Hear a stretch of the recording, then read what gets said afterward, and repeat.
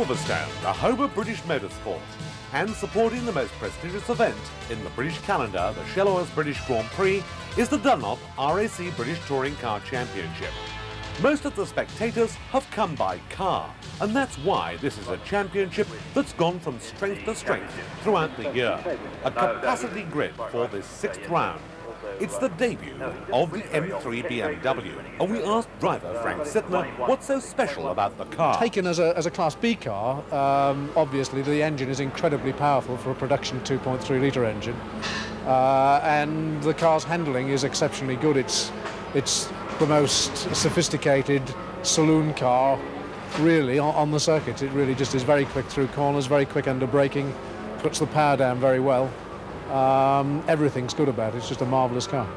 Returning back to this weekend at the Shellows British Grand Prix, you think that you'll be able to win Class B and even give the group, the Class A runners, a bit of a run for their money? Well, given that we have no problems with the car, we should win Class B, yeah. I'm going to try like hell to go for it at the start and see if we can get in amongst them. If it's a hairy race and we can get in amongst them, yeah, I think it could look good, certainly right at the end, because I reckon we'll hold our tyres together better than the bigger cars. So at the end we could be in good shape. But if the Sierra say win makes a break right at the beginning, you know, we're racing for something else. When you've made your return to the British Touring Car Championship and you've taken practice rather by storm, you're quickest by a second, are you pleased to be back? Yes, it's nice. It's like being back home again. It's, 3 years ago since I did a Grand Prix meeting in a touring car in England, so yeah, I'm very, very pleased at the moment. The Dunlop British Touring Car Championship got off to a bit of a shaky start at the start of the season. Things are starting to look a lot better now. Would you like to compete in more rounds? I'd like to. I don't think it's just the Dunlop Championship that got off to a shaky start, to be honest, because of the uncertainty of the world with the European Championship as well. I think it reflects on touring cars worldwide, or it has done the last 6 months. It's getting stronger. The World Series and the ETC seems to have strengthened up anyway. So hopefully the same will happen here. Returning to the race, as we said, you're a second quicker. Do you think you can see off everybody else in the race? I don't know. I think for a driver to start thinking, oh, well, this one's going to be easy, that's a stupid thing to do. It certainly isn't going to be easy. There's 3, possibly 4 cars that, if they run strong, could win it. Anything can go wrong. I know it's only 15 laps, but it's still 15 laps of competitive racing. No, we're confident that we stand a good chance, obviously, but no, we'll wait to the end before we get too cocky. And so to the grid, with Win Percy, the 42-years-old Weymouth garage owner, in pole position with the Sierra Cosworth, and Dave Brodie in the privately owned Mitsubishi Starion, second fastest, and next to him Tim Harvey carrying an in-car camera with the Estelle Rover Vitesse. On road 2 at the grid, Dennis the Menace Leach, position number 4 for the West Country garage owner with the Rover Vitesse. Then it's fearless Frank Sittner with the M3 BMW, one of the foremost BMW agents in the country. Top Class B qualifier on its first run. Pete Hall with the Sierra Cosworth completing the ICS team. Graham Good next up with his Listerine Sierra Cosworth, self-prepared as usual for the championship. And then the Holden Commodore of Mike O'Brien, hoping to win honours in Great Britain as in Australia. The challenge of Rover is not over. Dave Carvell next up with his Rover Vitesse, and completing the top 10, Graham Scarborough with his similar car. In-car now to one of our 2 in-car cameras in this race, in the hands of the reigning champion, Chris Hodgetts with the Toyota. And away they go on their warming-up lap. As far as Chris Hodgetts is concerned, his main problem is that Toyota had the new front-wheel drive Corolla in the hands of Tiffany Dell. For pole position man Win Percy, however, in his first race in the championship for 3 years and a debut with the Cosworth Sierra, can he steal away the honours? It's been a close-fought championship so far this year, and everybody would consider, perhaps, that the Sierra might have problems as far as tyres are concerned. Will Win's gentle touch perhaps succeed where Andy Rouse has failed? Approximately 400 brake horsepower from the 2-litre 1994cc turbocharged engine in the Ford against the big 3.5-litre Rover engine, and of course against the Starion, which is very much the unknown quantity in this race. In car with Tim Harvey's Rover at the start on the outside of the front row. Only when the marshals are satisfied that everybody is in position are the yellow flags withdrawn. So now, to the red lights, and 6 to 10 seconds later, the green.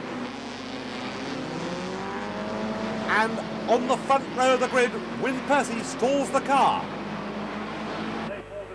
Into the lead, is still Rover of Tim Harvey, with behind him Frank Sittner with the BMW.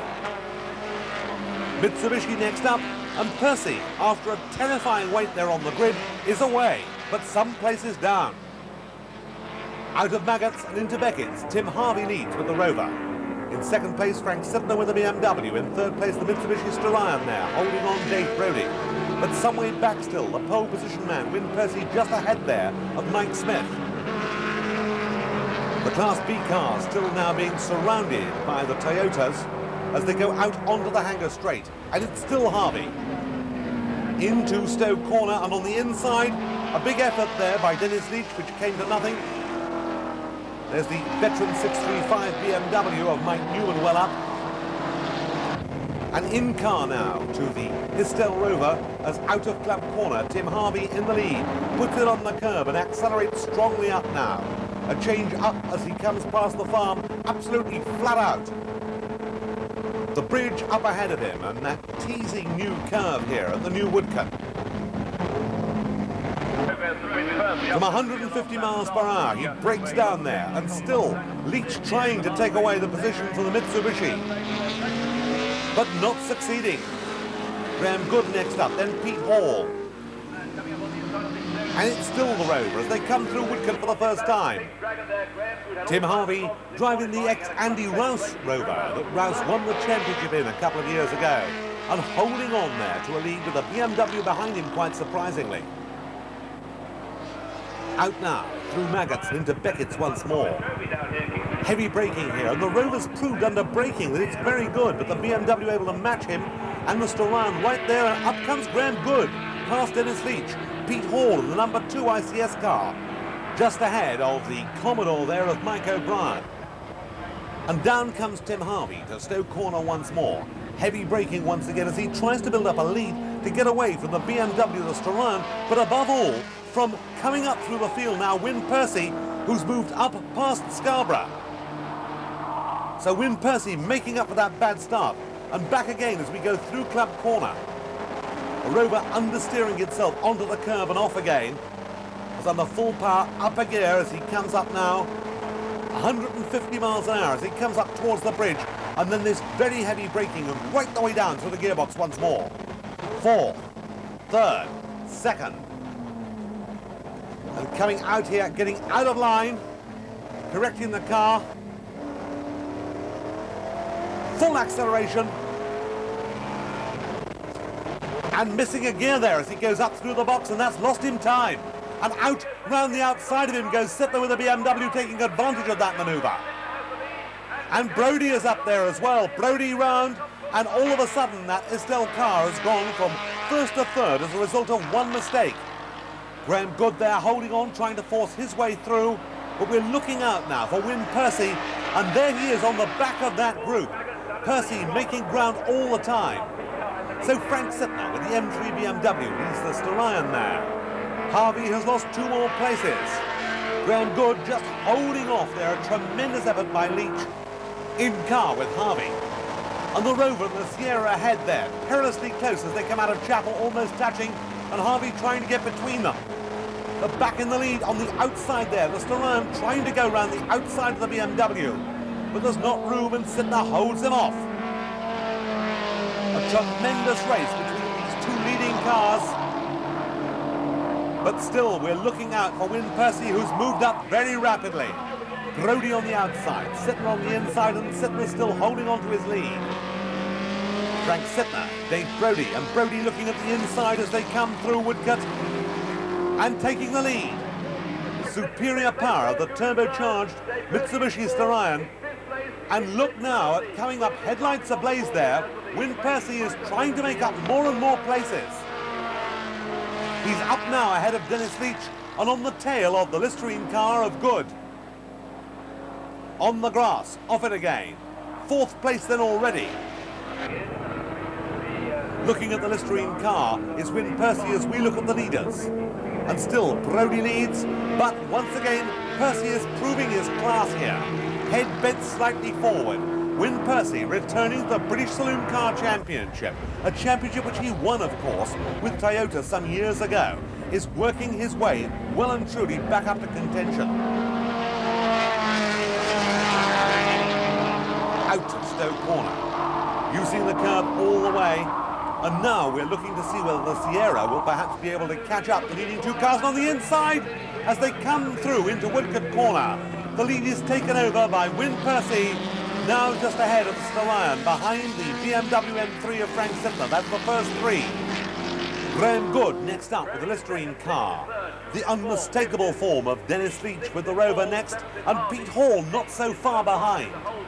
And Harvey then, next up, the man who led the race, you recall, in the early laps, now falling further back, but still in contention. Still, Win Percy now holding off Dave Brodie, and Brodie shadowing his every move. In car now to Class D, with class battles going on all the way through the field, but the reigning champion has on the outside of him there, Tiffany Dell with a new front-wheel drive Corolla, and is trying desperately to find a way by. This is the braking area, coming up under the bridge, and he snatches back the place. Through that box, over the curb, on two wheels, back down again. The wheels stayed down as he comes out of the second part of the new Woodcote. But now it's flat out, past the pits. Up into fifth gear, hardly a discernible break in the revs.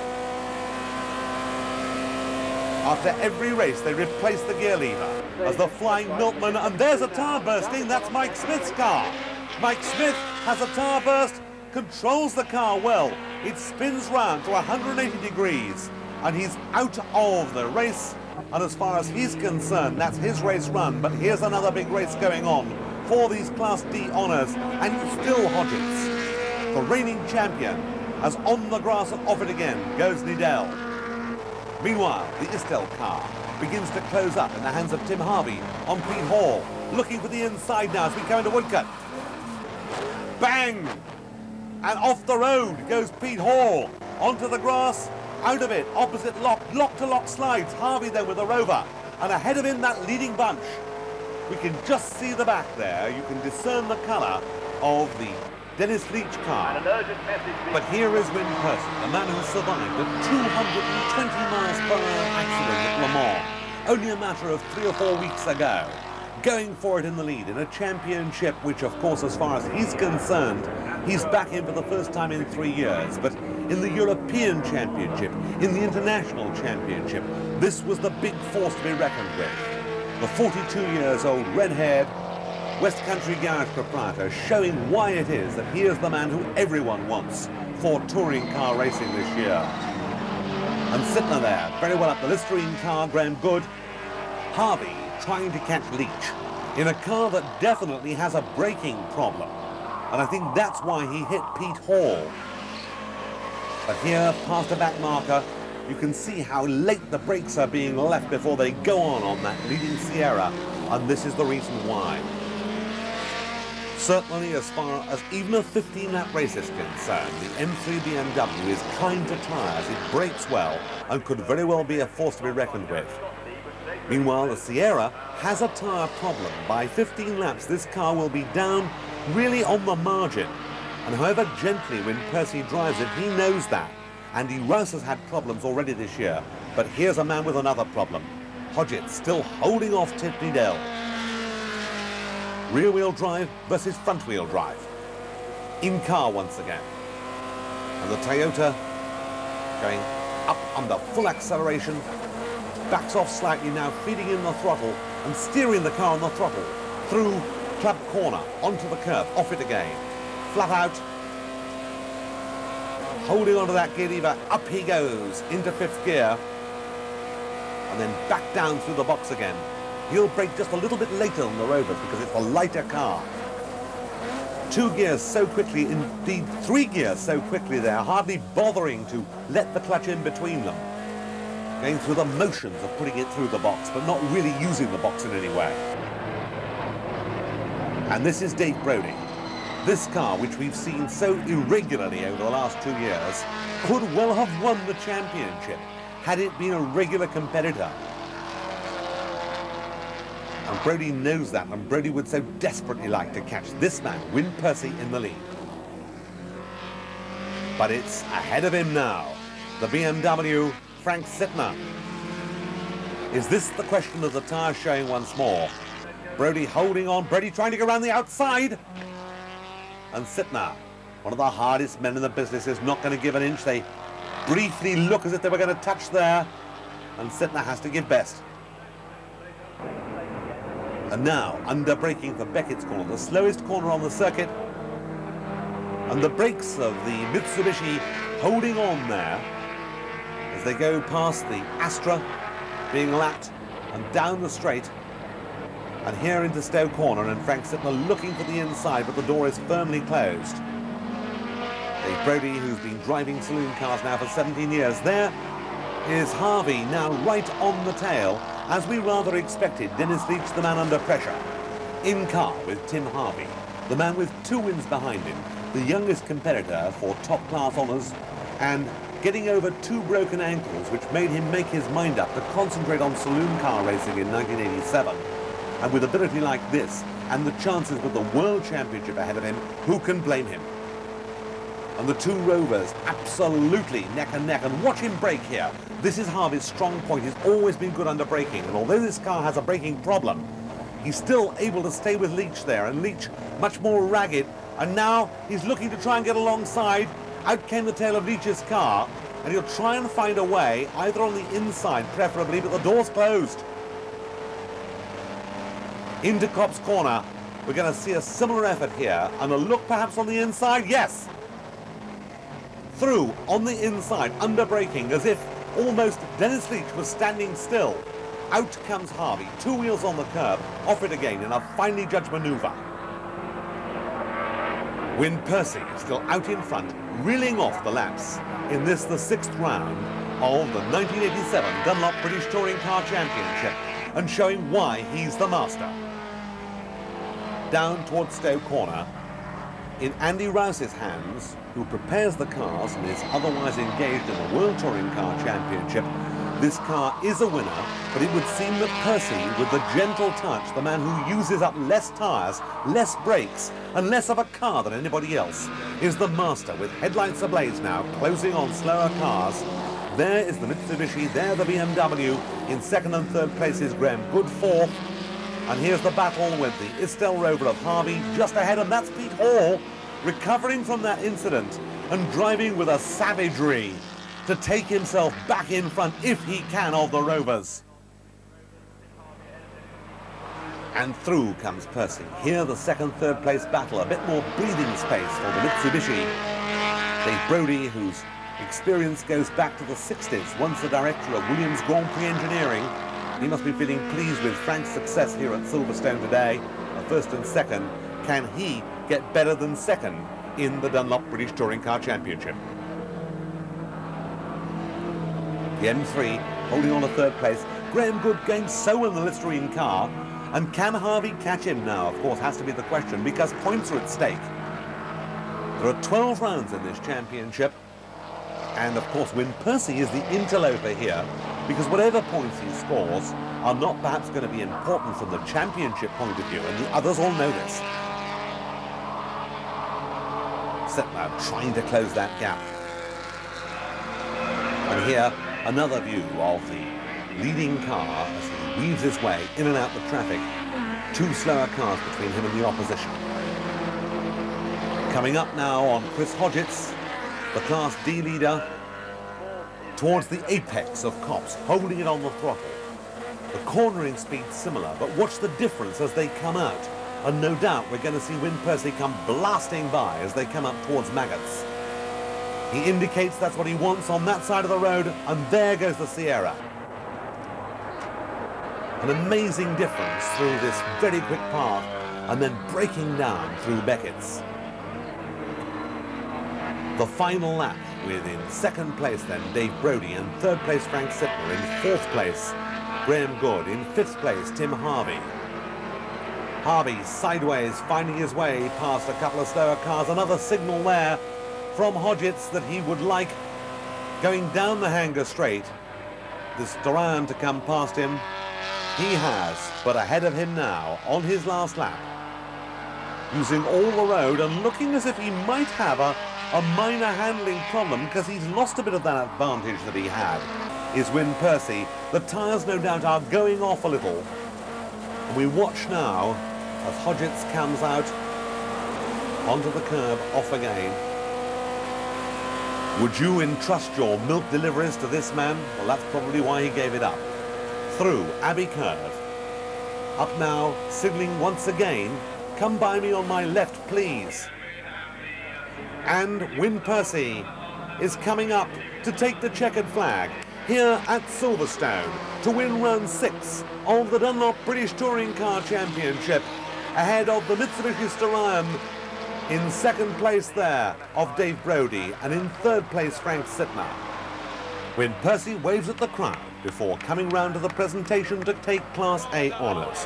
Frank Sittner wins Class B honours. Roger Saunders, the forgotten man with the Renault, wins Class C. Chris Hodgetts wins Class D. And we talked to Win Percy about that awful start. To be honest with you, I haven't probably done a standing start race for something like 3 years. And the Sierra isn't the easiest to get off the line. They say that when the turbo comes in, it will just spin. So it's get the power on, wait for the turbo to come in, then back off. I backed off too early. It just Dramatic, wasn't it?